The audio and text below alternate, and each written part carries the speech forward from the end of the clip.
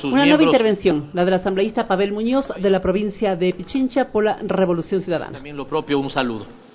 Me voy a referir evidentemente a los elementos de la ley, presidente. Quisiera dividir mi exposición en tres partes, pero no puedo no referirme a dos cosas que me llamaron profundamente la atención del debate que tuvimos la semana anterior. Lo primero que me llamó la atención, en términos técnicos, en términos procedimentales, es que nos diga a los asambleístas, sin sustentar en los textos legales del caso, que no se puede hacer una moción de archivo en el primer debate, tratándose de una ley económica urgente. Leamos la Constitución, leamos también la ley.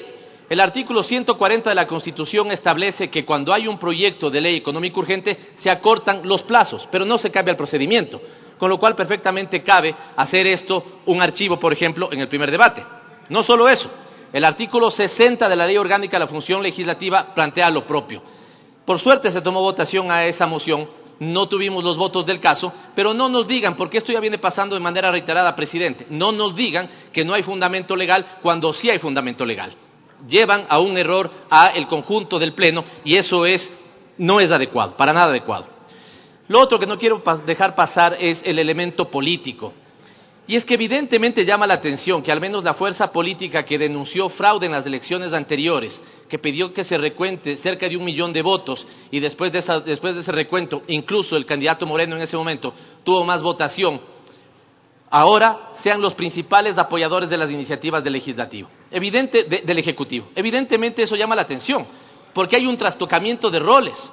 Hoy en una entrevista me preguntaban, ¿cómo es que los que apoyaron a Moreno hoy están del otro lado y cómo es que los que no apoyaron a Moreno, de hecho, dijeron que fue fraudulenta su elección, hoy estén apoyándolo? Y le decía que eso tiene clara explicación cuando uno decide archivar la propuesta de gobierno que ganó y ejecutar la propuesta de gobierno que perdió. Es ahí donde entonces uno puede entender este trastocamiento de roles, pero es evidentemente llamativo que en la Asamblea Nacional las posiciones más enfáticas a defender esta iniciativa legal y otras del Ejecutivo ni siquiera provengan de la bancada oficialista, sino de la bancada que, insisto, acusó de ser fraudulenta la elección presidencial anterior.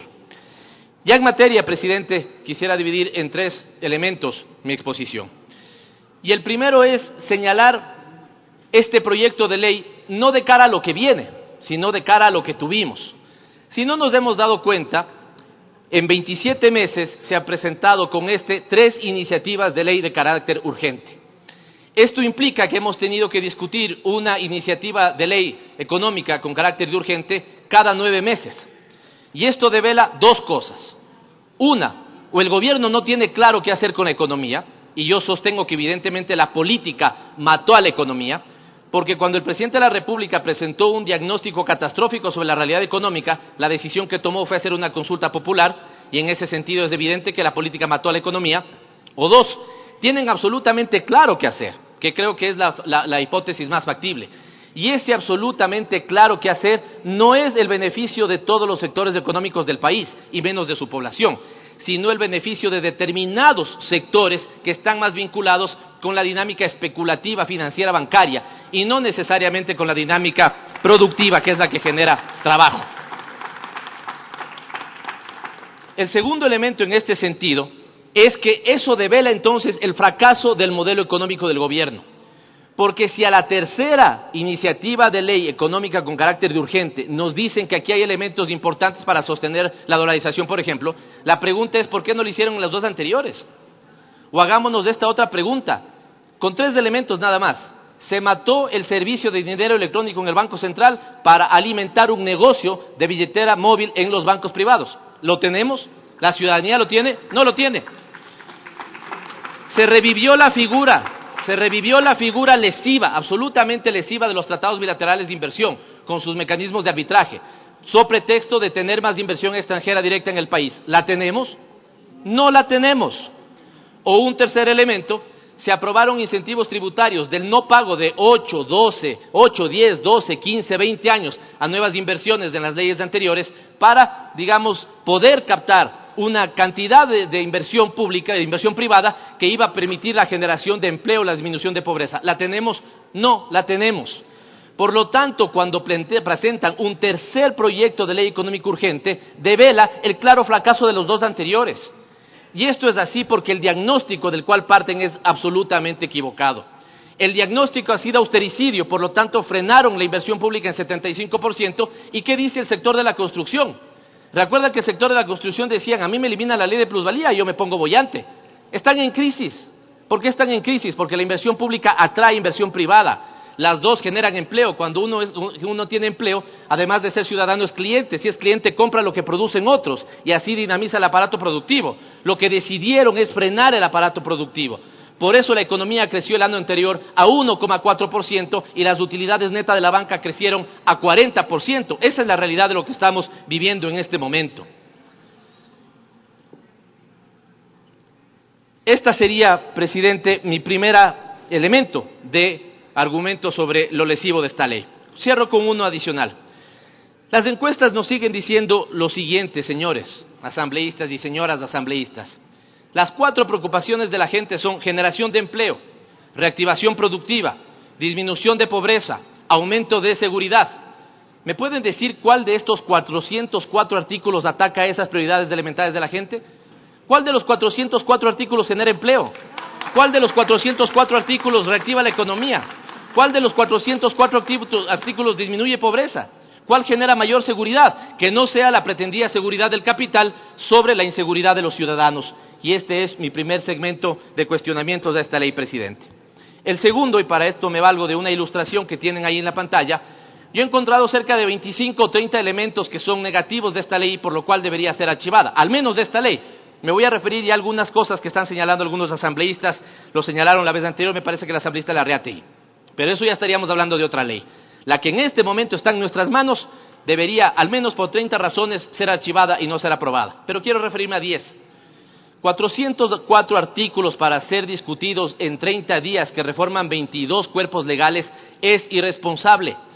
Y lo es no por la cantidad de artículos, lo es porque al reformar leyes como Código Monetario, como Código de Planificación, no podemos darnos el lujo de cambiar 1 o 2 artículos de esa ley sin saber cómo se mueve la normativa en su conjunto. Estas son códigos justamente porque hay temas que están relacionados unos con otros. Y si en muchas ocasiones movemos 1, 2, 3, 4 artículos de la ley del Código Monetario Financiero o del Código de Planificación, no sabemos con claridad qué está pasando en el conjunto. Por lo tanto, nuestra responsabilidad es no solamente viabilizar lo que quiere el gobierno, sino evitar los efectos no deseados. Y esto es lo principal. Esta ley pudiera tener, más allá de sus objetivos, pudiera tener efectos no deseados, que son los perversos, y la Asamblea Nacional, de manera responsable, debe potenciar lo que fuera bueno y debe cuidar al máximo lo que fuera no pensado, lo que fuera imprevisto, lo que fuera, digamos, erróneo para la economía ecuatoriana. Lo digo de manera muy rápida, ahí está un primer elemento. El segundo es regresa a la Junta Monetaria y el directorio del Banco Central como estas figuras donde desde las dietas se recuperan, dietas que ya no existen, a la posibilidad de que gente que esté trabajando en el sector privado pueda ser parte de estas juntas o pueda ser parte del directorio del Banco Central. Ya nos acordamos claramente de qué era la independencia del Banco Central, ¿no es cierto? Esta lógica de socializar las pérdidas pero privatizar las ganancias, que es como operó la crisis del año 99. Ojo, crisis que no se gestó en el 99, se gestó años atrás cuando se aprobó la ley del 94. De ahí la importancia de ver esta ley, no con lo que va a pasar en los 3 próximos meses, la importancia de ver esta ley con lo que puede pasar en los 6 meses, en el 1 año o en los 2 años de que fuera aprobada. Y ahí pueden haber grandes riesgos para una economía dolarizada.